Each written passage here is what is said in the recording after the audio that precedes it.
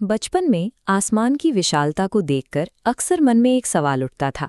ये करोड़ों तारे बिना किसी सहारे के अंतरिक्ष में अपनी जगह कैसे बनाए रखते हैं। सूरज का अपना एक अनुशासन है, वो हर रोज एक ही लय में उगता और डूबता है, जबकि चांद हर रात अपना रूप बदल लेता है, जैसे वो समय के साथ किसी और ही नियम से चल रहा हो। तापमान के दो अलग छोर होने के बावजूद ये दोनों एक ही आसमान में साथ मौजूद रहते हैं। भौतिकी के सामान्य नियम यहाँ किसी गहरी व्यवस्था का हिस्सा लगते हैं।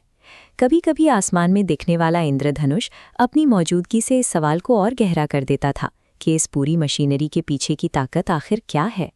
बड़ों से लेकर क्लासरूम के टीचरों तक मैंने हर जगह इन पहेलियों का जवाब तलाशने की कोशिश की, लेकिन किसी ने भी ऐसा कोई सिरा दिया जिससे इन ब्रह्मांडीय घटनाओं का मेरे जीवन से कोई संबंध जुड़ सके। पारंपरिक शिक्षा हमें ग्रहों की गति तो बता देती है, लेकिन उस चेतना के बारे में चुप रह जाती है जो इन सबको एक धागे में पिरोए हुए है।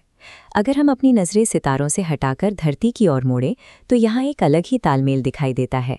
यहाँ मौजूद जानवर और पेड़ पौधे बिना किसी मानसिक संघर्ष के उन ऊर्जाओं के साथ जुड़े हुए हैं जो इस पूरे इकोसिस्टम को चलाती हैं। खुद को सबसे विकसित समझने वाला इंसान ही इस तालमेल से पूरी तरह कटा हुआ है।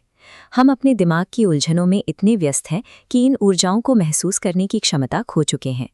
इस अलगाव ने हमें एक ऐसी प्रजाति बना दिया है जो ब्रह्मांड के बीचों बीच रहकर भी उसके असली स्वभाव से अनजान है।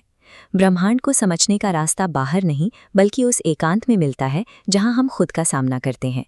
हकीकत में कॉस्मिक एनर्जी की एक विशाल धारा हमारे चारों तरफ बह रही है, लेकिन इसकी क्षमता को पहचानना और उसे किसी उद्देश्य के लिए उपयोग कर पाना हर किसी के बस की बात नहीं है। सदियों के सूक्ष्म ध्यान और अध्ययन के बाद इंसान ने इन ऊर्जाओं के काम करने के तरीके को समझा है और ऐसे तरीके खोजे हैं जिनसे इन्हें शरीर के भीतर सक्रिय किया जा सके। ये कोई बाहरी खोज नहीं है बल्कि एक आंतरिक यात्रा है जहां हम खुद को उन अदृश्य शक्तियों के अनुकूल बनाना सीखते हैं जो तारों और ग्रहों को नियंत्रित करती हैं। इस प्रक्रिया को समझने के लिए इंसान के शरीर को एक बर्तन के रूप में देखना जरूरी है जिसकी एक निश्चित सहन शक्ति होती है। हमारे भीतर मौजूद ऊर्जा का सबसे प्रखर रूप कुंडलिनी है। ये रीढ़ के आधार पर केंद्रित एक शक्ति है। यदि इस ऊर्जा को संभालने की क्षमता के बिना इसे सक्रिय किया जाए तो ये बर्तन उस दबाव को नहीं झेल पाएगा और बिखर जाएगा। इतिहास में ऐसे कई उदाहरण हैं जहां लोगों ने तैयारी के बिना इस शक्ति को जगाने की कोशिश की और उनके शरीर और मन ने इस तीव्रता के सामने घुटने टेक दिए। ऊर्जा को जगाने से पहले इस बर्तन यानी हमारे शरीर की शुद्धि एक तकनीकी जरूरत है। अशुद्धियों के साथ ये ऊर्जा सिर्फ विनाश की ओर ले जाती है। यहाँ इरादों की स्थिरता ही सुरक्षा कवच का काम करती है। स्वार्थ या भ्रम के साथ इस रास्ते पर चलने से नकारात्मक शक्तियाँ सक्रिय हो जाती हैं जो जीवन को अस्त व्यस्त कर सकती हैं। बिना आंतरिक स्थिरता और शुद्ध शरीर के इतनी बड़ी शक्ति को पाना एक आध्यात्मिक उपलब्धि नहीं बल्कि खुद के साथ किया गया एक खतरनाक प्रयोग है। अब सवाल ये है कि इस बर्तन को साफ करने और उसे इस शक्ति के लायक बनाने की प्रक्रिया आखिर शुरू कहाँ से होती है। शुद्धि की ये प्रक्रिया अक्सर गहरे मानसिक संघर्ष, भारी रुकावटों और इमोशनल उथल-पुथल के दौर में शुरू होती है। दुख और अकेलेपन के ये पल हमें बाहरी दुनिया से काटकर अपने भीतर देखने को मजबूर करते हैं। इसी दबाव में इंसान को उस व्यवस्था का एहसास होने लगता है जो उसके व्यक्तित्व को गढ़ रही है।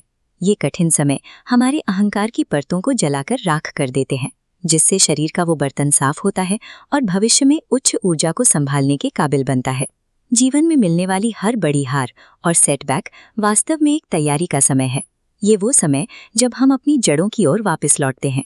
ये कठिन परिस्थितियां नई सोच और अधिक की तलाश को जन्म देती हैं। वर्षों बाद जब हम पीछे मुड़कर देखते हैं तो साफ हो जाता है कि हर रुकावट ने हमें एक नई दिशा देने का काम किया था।